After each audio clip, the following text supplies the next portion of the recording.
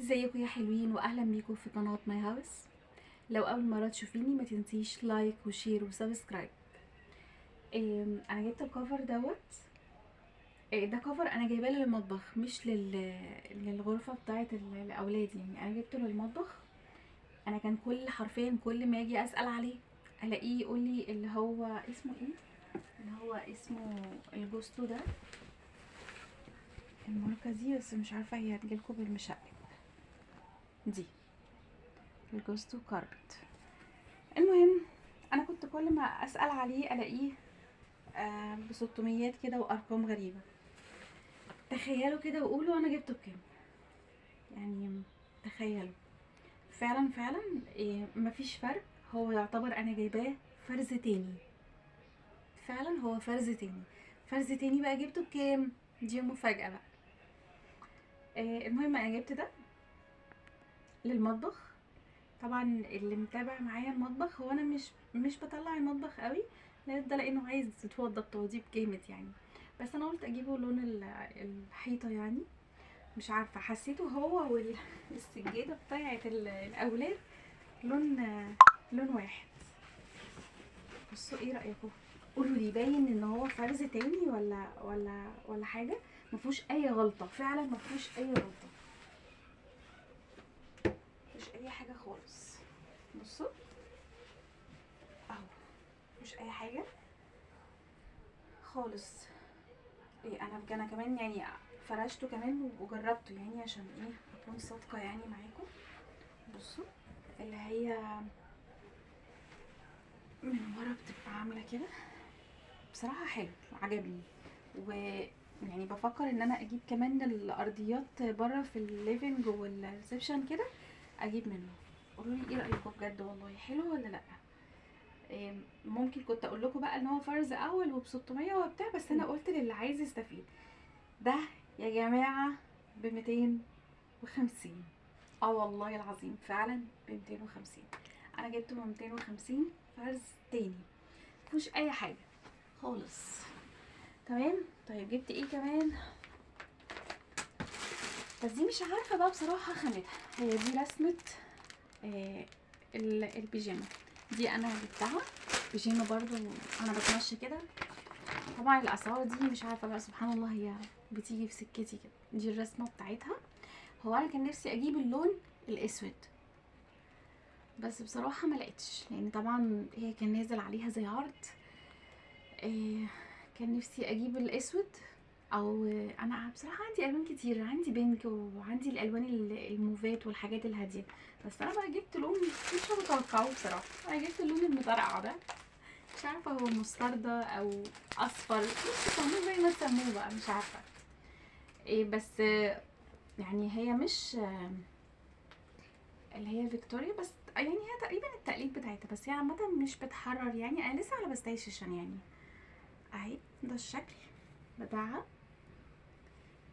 ده بيبقى شكلها في اللبس، بس طبعا مع اختلاف اللون. انا بصراحه قلت احنا كده كده في البيت مش تفرق بقى معايا الالوان، وقلت اجيب اللون المطرقع ده بدل الاسود، بس بصراحه نفسي في الاسود قوي.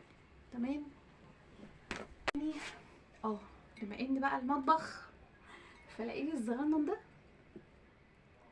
ورحت جايباه. حقيقي لايق على بصوا اه ده والكفر والبيجامه بتاعتي. انا نسيت اقول لكم البيجامه بكام. البيجامه كانت ب175. فعلا ب175. الحاجات دي كلها حرفيا ما كملتش معايا 500 جنيه. ده ب250، والبيجامه دي ب175. 250 و175 يبقوا كام؟ انتوا بقى. وده جبته آه، برضو لو تاخدوا بالكم هنا كده، هو في زي غلطة او علامة. برضو دي من الحاجات، هو مش مكسور ولا في اي حاجة، يعني انتوا شايفينه، ولا في اي حاجة. هي بس مجرد اللون، بس مش حتى يعني كسرة ولا اي حاجة. المهم ده جبته ب30. تمام. والبيجامه ب175، ودي ب250 تقريبا، كلهم كانوا ب500. تمام. طبعا المنظر هنا مختلف، الهدوم عايزة تتطبق وحاجات عايزة تتشال. طبعا انا عشان ما كنتش في البيت، فهي دي هدوم نظيفة يعني عايزة تتطبق وتتشال. طبعا جيت لقيت التراب، يعني حدث ولا حرج، يعني تقريبا ممكن اكتب اسمي عليه. بص المنظر، شايفين؟ هي دي الأوضة اللي أنا كنت عاملة فيها تنظيف عميق. إيه، هنضف الشبابيك بسرعة. وبصراحة هي الملاية كانت نظيفة، بس مع يعني التراب وكده، يعني اللي خلى التراب يجي على الشبابيك هيجي بقى على السرير وكده، فهغير واشيل كل الحاجات دي. طبعا كل الحاجات دي كنا واخدينها معانا، ونظبط الدنيا كده ونرجع تاني. بصوا انا امبارح بعد ما قفلت معاكم الفيديو ووريت لكم المنظر، على بال ما لميت الحاجات بقى اللي كانت على السرير وكل الحاجات اللي هنا دي، تعبت بصراحة ونمت. وكان بقالي بقى كام يوم سايبة البيت وكده، فده النهاردة تاني يوم بكمل. احنا نمنا كده بالحاجة بكل الحاجات اللي كانت موجودة دي لميناها، مجرد بس طبقت الغسيل. همسح بقى الشباك وانضف كده الدنيا. طبعا وريتكم امبارح كمية التراب قد ايه، كمية تراب،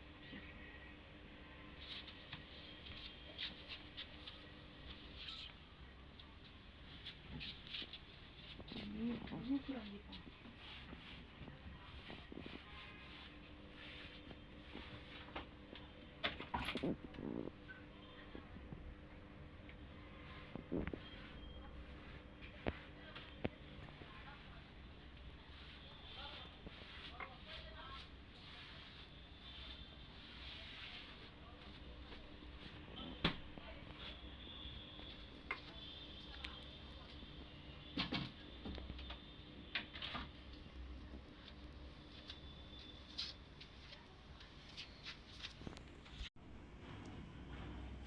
بصوا كمية التراب قد ايه، كمية تراب رهيبة في قلب الشبابيك. هشيل الملاية.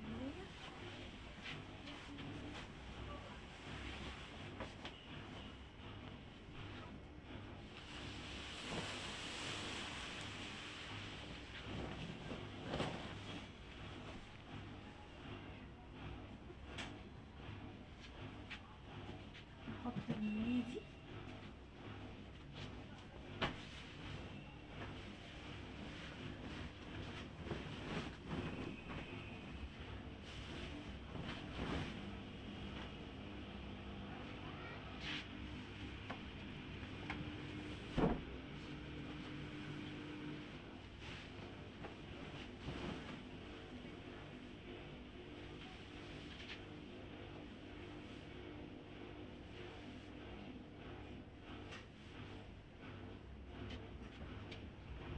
هفرش الملاية وهرجع لكم تاني.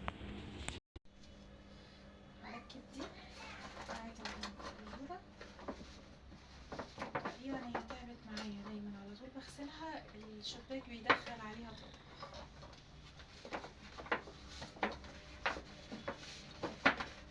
غيرت الملاية بتاعت السرير.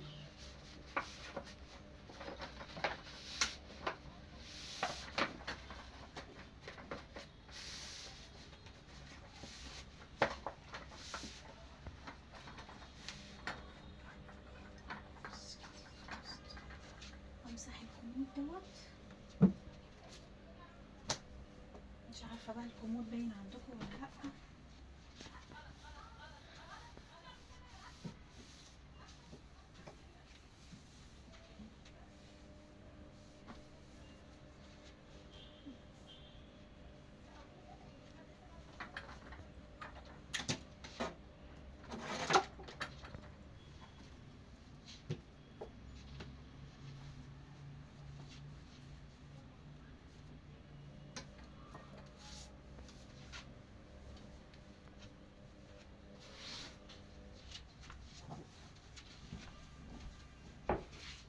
بصوا انا كده خلصت، فرشت السرير ومسحت الكومود، عدل بس الاباجوره دي. عايزه ابقى اجيب لها قماشه تانية، يعني لون تاني غير الابيض. مش عارفه ايه بقى تاني غير الابيض يليق عليها، بما ان هي الجسم بتاعها ابيض. يعني عايزه اغير من باب التغيير. استنوا بقى ايه،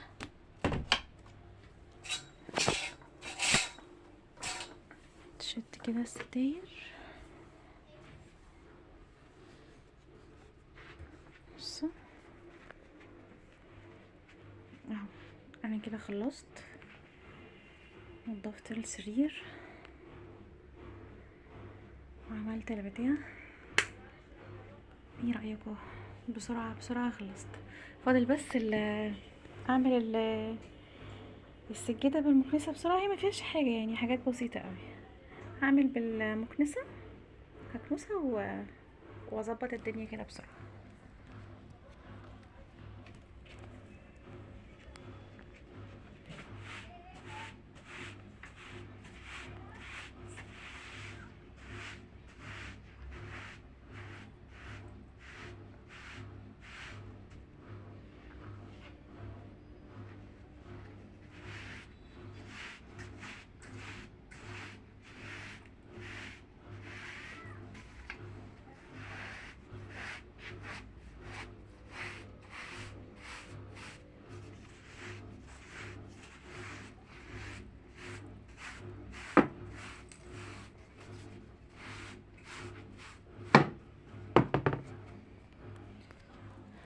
كده خلاص نضفت هنا. تعالي كده يا لوسة، معلش بنوتي الصغنونة بتصورني كده. انتوا شايفين؟ ولا ولع لكم الاضاءة؟ اول ما بوصل للنتيجة دي بحس نفسي ايه، احط بس كده.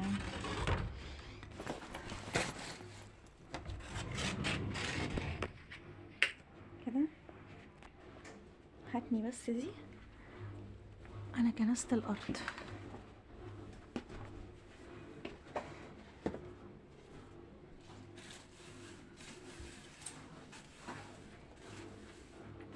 هاتي الجاروف يا حبيبتي. لو يعني دلوقتي انا اللي بصور، لو تصوير بنوتي عجبكم بقولوا لي تصويرها حلو، بس دلوقتي انا اللي بصور عشان هي بصراحة كانت بتصورني.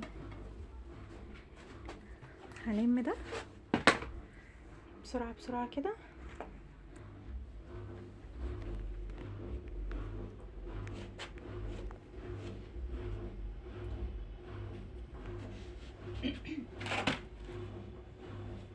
هلم ده.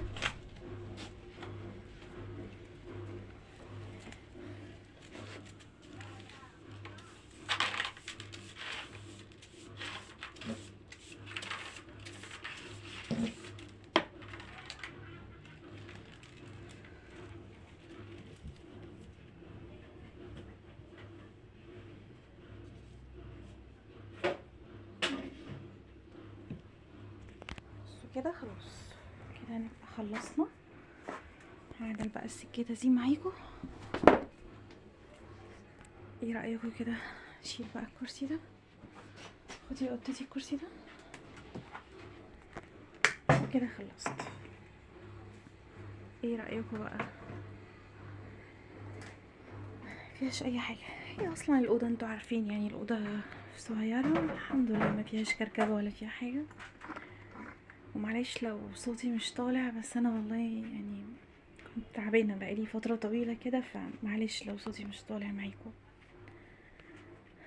كده. ايه قولوا لي. انا حطيت هنا الملاية البينك دي، والدبدوب ده عندي كده كنت بحطه على الكرسي، وحطيت لهم المصلية والمصحف جنبهم عشان وهم نايمين.